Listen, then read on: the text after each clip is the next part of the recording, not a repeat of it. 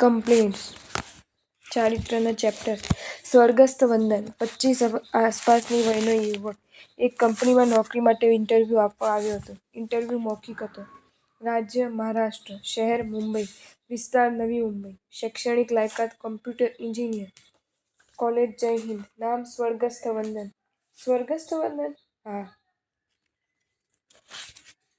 પણ હા, હું જીવતો જ છું. તો પછી સ્વર્ગસ્થ કઈ રીતે કહેવો? એ જ પ્રશ્ન છે ને આપનો? હા, તો મારો આપનો પ્રશ્ન છે. પૂછો. સ્વર્ગમાં આખરે હોય શું? સુખ જ સુખ, મજા જ મજા. બસ તો હું મજામાં જ છું. જીવન માટે કોઈ ફરિયાદ એક પણ નહીં. કોઈ અભાવ ખટકતો નથી? ના. કોઈ અલ્પતા ખૂંચતી નથી? ના. હું એમ માનું છું કે સ્વર્ગમાં જવા માટે મરવાની જરૂર હોઈ શકે, પણ સ્વર્ગમાં જીવવા માટે તો સમ્યક અભિગમ જ જરૂર પડે છે, જે મારી પાસે છે. કયો અભિગમ? ફરિયાદ એક પણ નહીં. બસ આટલું જ? ના. તો ધન્યવાદનો ભાવ પારાવાર. એ યુવકની એક કંપનીમાં નોકરી માટે નિમણૂક થઈ ગયો. આકાશ અસીમ છે, ધરતી તો મર્યાદિત જ રહેવાની. વર્તુળ પૂર્ણ મળી શકે છે, રેખા તો ખંડિત જ મળવાની. ગુણો સંપૂર્ણ મળવાના, પણ પુણ્ય તો અપૂર્ણ જ રહેવાનું. આનો અર્થ? આ જ કટુતા. એ જેમ લીમડાનો દુર્ગંધ નથી પણ સ્વભાવ છે. દુર્ગંધ એ જેમ વિષ્ટાનો દુર્ગંધ નથી પણ સ્વભાવ છે. તીખાશ એ જેમ મરચાંનો દુર્ગંધ નથી પણ સ્વભાવ છે, તેમ અભાવ, અલ્પતા અને અપૂર્ણતા એ સંસારનો દુર્ગંધ નથી પણ સ્વભાવ છે. અને સ્વભાવ માટે વિશેષો આવશ્યક. ભાષ્ય સ્પષ્ટ લખે છે. નહીં સ્વભાવ પર્યણુ યોગ મહર્ષિ. સ્વભાવ તર્કને યોગ્ય નથી, પણ સ્વભાવ સ્વીકારને યોગ્ય છે. આમ કેમ? એ પ્રશ્ન સ્વભાવને પૂછવાનો હોતો નથી. એ એમ જ છે કહીને સ્વભાવને સ્વીકારી લેવાનો હોય છે. એક ચીજને તમે નોંધ લીધી જ હશે કે માણસ જ્યારે પણ આગથી દાઝે છે, ત્યારે આગને ગાળ નથી જ આપતો. હા, જેણે પણ પોતાના તરફ આગ ફેંકી હશે કે જેના કારણે પોતાના તરફ આગ આવી હશે, એના પ્રત્યે એને કદાચ ગરમી કરી હશે, પણ આગ પ્રત્યે તો એ સ્પષ્ટ જ રહ્યો છે. કારણ એક જ, આગના બાળવાના સ્વભાવની સ્પષ્ટ સમજ. એક હકીકતથી એક વાત સ્પષ્ટ થઈ જાય છે કે સ્વભાવની સમજ સદ્ભાવના સ્વીકાર માટે મનને સજ્જ કરે છે. મનની આ સજ્જતા મનને સ્વસ્થ રાખવામાં ગજબનાક ઉપકારક બની રહે છે. મનને ફરિયાદ વૃત્તિથી મુક્ત રાખવામાં ગજબનાક રીતે સહાયક બની શકે છે. અલબત્ત, વસ્તુના જગતમાં તો મનનો આ અનુભવ પણ હોય છે કે લાખ પ્રયાસ પછી એ વિષ્ટાને સુવાસિત બનાવી શકાતી નથી અને મરચાંને ગળ્યું બનાવી શકતું નથી.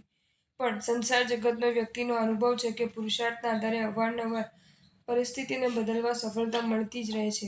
વ્યક્તિ પાસે ધાર્યું કામ કરાવવામાં અને ધાર્યું વેલવવામાં સફળતા મળે છે, તો પછી શા માટે અભાવ, અપૂર્ણતા અને અલ્પતાને સંસારનો સ્વભાવ માની લઈને નબળી પરિસ્થિતિને સ્વીકારી જ લેવી? શા માટે એ પરિસ્થિતિને પડકારવી નહીં? શા માટે એ પરિસ્થિતિ સામે બળવો કરવો નહીં?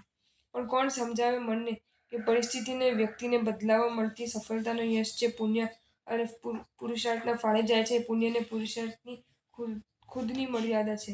ગાડી 1000 કિલોમીટર દોડી શકે તેવી છે, પણ ગાડીમાં પેટ્રોલ 10 લિટર જેટલું છે. ગાડી કેટલું દોડવાનું? પુણ્ય ચક્રવર્તી પદ પણ આપવાની ક્ષમતા ધરાવે છે, પણ તમારું પુણ્ય અપાર્ટમેન્ટના સેક્રેટરી પદ તમને બિરાજમાન કરી શકે એટલું જ છે. શું કરશો?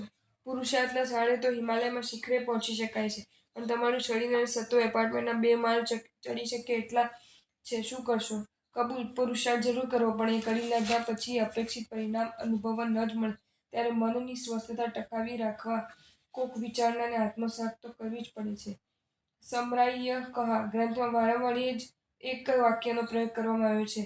આ છે એરીસો છે સંસાર, આવો જ છે સંસાર.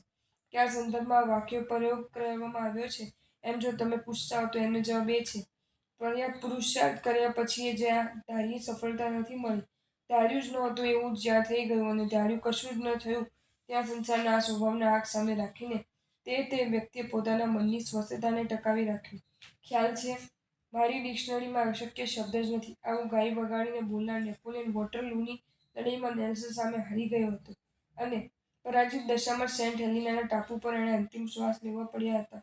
એ તો ઠીક, પણ છેલ્લા દિવસોમાં એ પોતાના માણસ સાથે જે રસ્તા પર ચાલી રહ્યો હતો એ રસ્તો સાંકડો હતો અને સામેથી લાકડાનો ભારો લઈને એક સ્ત્રી આવી રહી હતી. ત્યારે સ્ત્રીને રસ્તો કરી આપવા એણે પોતાને રસ્તાની નીચે ઉતરી જવું પડ્યું હતું. 60 લાખથી વધુ ચૌદીઓને મોતને ઘાટ ઉતારી દેનાર હિટલરને પોતાની જ રિવોલ્વરથી પલ્લો રવાના થઈ જવું પડ્યું હતું. વર્લ્ડ ટ્રેડ સેન્ટર ઉડાડી દઈને વિશ્વ સત્તા અમેરિકાને એનું નાક અને એના હાથ આપી દેનાર ઓસામા બિન લાદેનને કૂતરાને મોતે મરવું પડ્યું છે. અને ઇન્દિરા ઇઝ ઇન્ડિયાનો રાખનારા દેશના વડાપ્રધાને પોતાના સુરક્ષાકર્મીઓની ગોળીથી પોરલોકમાં રવાના થઈ જવું પડ્યું છે. કારણ એ ઈશ્વરચેવ સંચારો વાત સ્પષ્ટ છે. અભાવ, અપૂર્ણતા અને અલ્પતાનો સ્વભાવ લઈને બેઠેલા સંસારમાં મનની સ્વસ્થતા કોણ જ ટકાવી શકે અને કોણ ટકાવી જ શકે? એ જાણવું હોય તો બે અલગ અલગ પ્રકારની માનસિકતા ધરાવતા જીવોને બરાબર સમજી લેવાની જરૂર છે. પ્રથમ નંબર જીવો છે ફિયર ઓફ મિસિંગ આઉટની માનસિકતાવાળા, જેને સંક્ષિપ્તમાં ફોમોની માનસિકતાવાળા કહેવામાં આવે છે. આવા જીવો કાયમ માટે અશાંત અને અસ્વસ્થ જ હોય છે. એમની આંખ સામે પોતાના કરતાં જેમનો પુણ્યોદય વધુ છે, જેમની પાસે પૈસા, પ્રશંસા, પ્રસિદ્ધિ, સફળતા, સામગ્રી વધુ હોય છે, શક્તિ, તંદુરસ્તી વધુ હોય છે, એ જીવો જ હોય છે. મારી પાસે તો બંગલો જ છે, જાણે એની પાસે તો ફાર્મ હાઉસ પણ છે. મારા ધંધો માત્ર 5 જ દેશોમાં છે, જાણે એનો ધંધો તો 57 દેશમાં છે. હું તો 2 જ સંસ્થામાં પ્રમુખ પાટે છું, જાણે એની પાસે તો 7 સંસ્થાનું પ્રમુખ પદ છે. મને તો પદ્મશ્રી એવોર્ડ મળ્યો છે, જાણે એને તો પદ્મભૂષણનો એવોર્ડ મળ્યો છે. મારી પાસે તો BMWની જ ગાડી છે, જાણે એની પાસે તો મર્સિડીઝ છે. ધંધામાં મારે નંબર ટોપ 10માં 6થા નંબરે છે, જ્યારે નંબર તો બીજા નંબરે છે. ટૂંકમાં, સામાવાળા પાસે જે સુખ છે એ સુખ મારી પાસે નથી. આ માનસિકતા જેની હોય છે એની પાસે અજંપો ઉદ્વેગ અને ઉકળાટ ન હોય તો બીજું હોય પણ શું? અશાંતિ, ફરિયાદ અને આક્રોશ ન હોય તો બીજું હોય પણ શું? જીવનનો આનંદ અને જીવનની મસ્તી એના માટે શબ્દકોશનો વિષય જ બની રહ્યા હોય તો એમાં નવાઈ પણ શું અને આશ્ચર્ય પણ શું? આવું પણ બની શકે? એ વર્ષોમાં એ દિલ્હીમાં હતો. બોર્ડની પરીક્ષાના રિઝલ્ટ આવી રહ્યા હતા અને સૌ વિદ્યાર્થીઓ પોતપોતાના માર્ક્સના અનુસારે અલગ અલગ કોલેજોમાં એડમિશન મેળવવા પ્રયાસો કરી રહ્યા હતા. એ ગાળામાં એક દિવસ પેપરમાં એક કોલેજિયન યુવાનના આપઘાતના સમાચાર વાંચવા મળ્યા. મનમાં અનુમાન એવું હતું કે નાપાસ થવાના કારણે એણે આપઘાત કરી લીધો હશે. પણ આપઘાત કરતા પહેલા જે સુસાઇડ નોટ લખી ગયો હતો એનું પેપરમાં આવેલ લખાણ વાંચતા એ સ્તબ્ધ થઈ ગયો. સુસાઇડ નોટમાં એણે લખ્યું હતું કે મને 93% માર્ક્સ આવશે એવી અપેક્ષા પણ હતી અને પૂરી ખાતરી પણ હતી. પણ 93% માર્ક્સ મારા મિત્રને આવ્યા, મને માત્ર 91.5% માર્ક્સ આવ્યા. મારા મિત્ર કરતાં 1.5% માર્ક્સ મને ઓછા આવ્યા છે, જે હું સ્વીકારી શકું તેમ નથી, જે મારાથી સહન થાય તેમ નથી. એટલે આપઘાત કરીને હું જીવન ટૂંકાવી દઉં છું. મારા મોતમાં જવાબદાર હું પોતે છું. એટલે મારા પરિવારના કોઈ પણ સભ્યની આ બાબતમાં પૂછપરછ કરવી નહીં. નાપાસ થવાના કારણે હતાશાનો શિકાર બનેલા કોઈક યુવક આપઘાત કરી બેસે એ વાત તો હજી સ્વીકારે છે. પણ 91.5% માર્ક્સ પછી એ કોઈ યુવક આપઘાત કરી બેસે અને એ પોતાના મિત્ર કરતાં માત્ર 1.5% માર્ક્સ ઓછા હોવાના કારણે આપઘાત કરી બેસે એની તો કલ્પના શી રીતે થઈ શકે?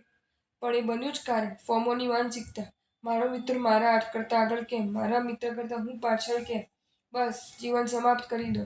પણ સબૂર, આ જગતમાં જેટલાક વિરલા જીવો જોય ઓફ મિસિંગ આઉટની માનસિકતાવાળા, જેને સંક્ષેપમાં જોમોની માનસિકતાવાળા કહેવાય છે, એવા પણ હોય છે. આવા જીવો કાયમ માટે ગમે તેવી વિચિત્ર કે વિષમ પરિસ્થિતિમાં, પ્રતિકૂળ કે કષ્ટદાયક પરિસ્થિતિમાં પણ સ્વસ્થ, મસ્ત અને પ્રસન્ન જ રહે છે. એમના ચહેરા પર કાયમ સ્મિત જ હોય છે.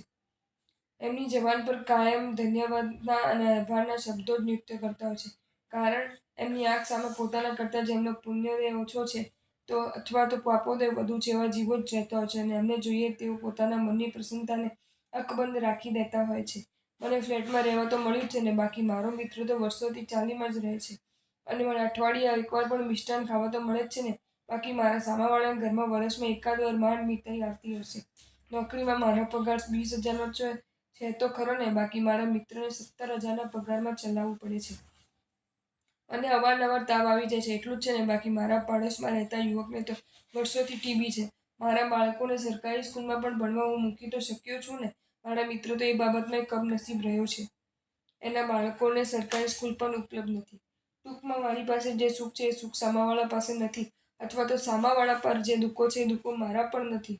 આ માનસિકતા હોય છે જોમોની માનસિકતાવાળા પાસે અને એના જ કારણે એ સદા સ્વસ્થ, મસ્ત અને પ્રસન્ન હોય છે. આનંદમાં એ ઝૂમતો હોય છે, સુખમાં એ આલોટતા હોય છે, રમતો હોય છે. સંદેશ સ્પષ્ટ છે. મારા કરતાં સામાવાળો વધુ સુખી કેમ? આ માનસિકતા એટલે મનની ભૂમિની અજંપાના વાવણી અને આક્રમની લણણી. ત્યારે સામેવાળા કરતાં મારી પાસે સુખો વધુ કેમ અથવા તો દુઃખો ઓછા કેમ? આ માનસિકતા એટલે મનની ભૂમિમાં સમાધાન વૃત્તિની વાવણી અને પ્રસન્નતાની લાગણી. આ સંદર્ભમાં એક અતિ મહત્વની વાત. ચારિત્ર જીવન આખરે છે શું? ત્રિવિધે સર્વ પાપનો ત્યાગ. પ્રભુની આજ્ઞાનું અનંત ફળ આખરે છે શું? ચિત્તની પ્રસન્નતા. અનંત તીર્થંકર ભગવંતોની એકમાત્ર આજ્ઞા છે શું? ચિત્તની નિર્મલતા. આના સામે સંકલેશ આંકડે શું છે? ક્લેશવાસિત મન. મલિન અધ્યવસાય આંકડે શું છે? દુર્જ્ઞાનગ્રસ્ત ચિત્ત. ચારિત્રને મૂલ્યહીન બનાવનારું પરિબળ કયું? મલિન મન. આ તમામ વાતોની એક જ નિષ્કર્ષ છે, પણ જતું કરવું પડે એ જતું કરવા સજ્જ રહેવું, પણ ચિત્તની નિર્મલતા અને ચિત્તની પ્રસન્નતાને સુરક્ષિત રાખી દેવી.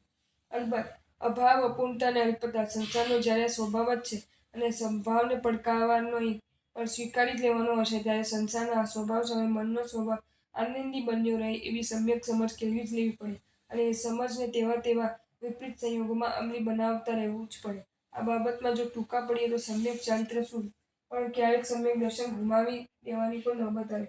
આ કામ તારે કરવું જ પડશે. ગામડાની આ વાત છે. એક ગામથી બીજે ગામ જઈ રહેલ ઘોડેસવારનો ઘોડો તરસ્યો થયો અને ઘોડાને પાણી પીવડાવવા ઘોડેસવાર એક વાડીએ જઈ ચડ્યો કે જ્યાં ખેડૂત કોષના માધ્યમે કૂવામાંથી પાણી કાઢી રહ્યો હતો. ઘોડેસવારે ઘોડાને કૂવામાંથી જ્યાં પાણી બહાર નીકળતું હતું ત્યાં ઊભો રાખી દીધો. ઘોડાએ પાણી પીવાનું શરૂ તો કર્યું, પણ જ્યાં ખેડૂતે કૂવામાંથી ફરી પાણી કાઢવાનો પ્રયાસ કર્યો ત્યાં કોષનો કીચુડ કીચુડ અવાજ આવ્યો અને એ અવાજ સાંભળીને ઘોડો ડરી ગયો અને પાણી પીવાનું બંધ કરી એણે માથું ઊંચું કરી દીધું.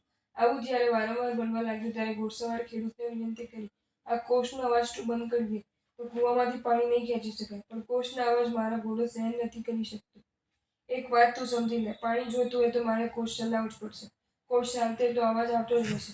તારા ઘોડાને તું એ રીતે કેળવી દે કે ચાલુ અવાજ વચ્ચે પણ એ મજેથી પાણી પી શકે. બસ આ જ વાત પ્રભુ આપણને કરે છે. આ તો સંસાર છે, અહીં તકલીફ રહેવાની જ છે. અગવડો અને કષ્ટો આવતા જ રહેવાના છે. અશુભ કર્મો ગમે તે સમય અને ગમે તે સ્થળે ઉદયમાં આવતા જ રહેવાના છે.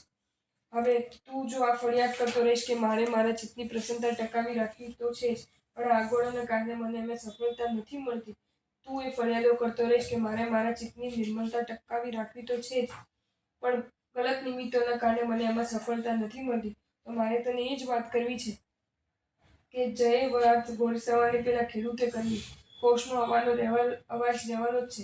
એ અવાજ વચ્ચે ઘોડો પાણી પી શકે એ રીતે એને કેળવી લેવો જરૂરી છે. સંસારની તકલીફોની આ વણઝાર વચ્ચે તારા ચિત્તની પ્રસન્નતા અને તારા ચિત્તની નિર્મલતા ટકી રહે એ સમજ તારે કેળવી જ લેવાની છે. આ સંદર્ભમાં છેલ્લી મહત્વની વાત, સમય ચાહે અનુકૂળ હોય કે પ્રતિકૂળ, એની સાથે જો આપણને ચાલતા આવડે અને એમાં સમ્યક સમજ સાથે આપણી સત્વશીલતા જો ભળતી રહે તો ગમે તેવા સમયમાં અને સંયોગમાં પણ આપણી ચિત્ત પ્રસન્નતા અને ચિત્ત નિર્મલતા ટકાવી રાખવામાં આપણને કોઈ જ વાંધો ન આવે. ખ્યાલ તો છે ને? કપરા સમયના ઉનાળાને જે પચાવી શકે એ જ પ્રસન્નતાના અને નિર્મલતાના ચોમાસાનો અનુભવ કરી શકે છે. અને કોઈ પણ અનુભવનું મહત્વ એ અનુભવ પછી મનમાં પ્રગટતા વિચારોના આધારે નક્કી થતું હોય છે. આવો સંસાર સાગરમાં ઉઠતી કોઈ પણ પ્રકારની લહેરો સામે ફરિયાદો કરતા રહેવાનું બંધ કરી દઈને એ લહેરો પર ચડી જઈને સંસાર સાગરનો પાર પામી જવાનું સામર્થ્ય કેળવી લઈએ. જો તમને આ વિડીયો ગમ્યો હોય તો આ વિડીયોને લાઇક કરો અને શેર કરો અને આવા જ નવા વિડીયો જોવા માટે જૈન ફેક્ટ્સ એન્ડ સ્ટોરીઝની ચેનલને સબસ્ક્રાઈબ કરો. ધન્યવાદ.